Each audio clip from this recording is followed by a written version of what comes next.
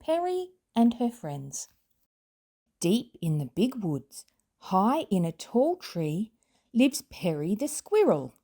She has a neat little home in a hole in the tree, with a little front porch, a roof overhead, and a stock of tasty pine cones inside. Perri does not spend much time in her nest, for in the big woods there is so much to do. There are so many friends around. Perri's best friend is Porro, a boy squirrel. They often nibble pine cones together down on their logs.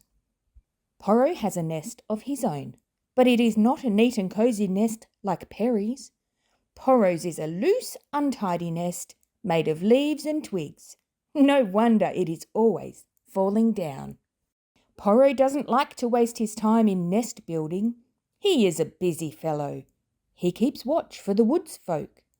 Sometimes he scolds at friendly animals, like Mrs. Raccoon, when she uses what Porro thinks is his private pool. But mostly he warns his friends of danger. When he sees big, hungry animals about, Porro scolds and scolds. Perri thinks he is very brave. Porro keeps an eye out for marten, for one.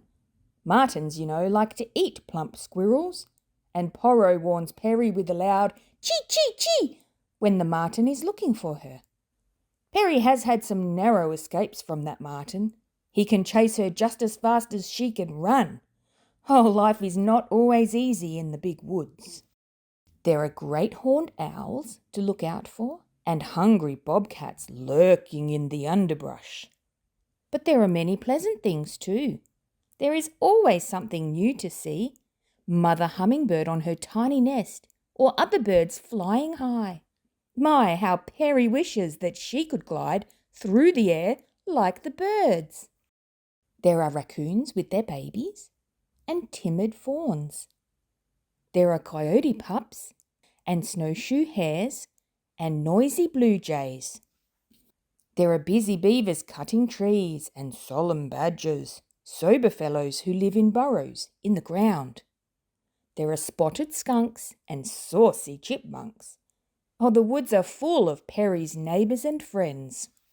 And the woods are full of things to eat. Hard-shelled nuts, delicious mushrooms. Even dry sticks can be pleasant to chew. There is nothing pleasanter to do than eating, Perri sometimes thinks. And there is the change of the seasons to watch.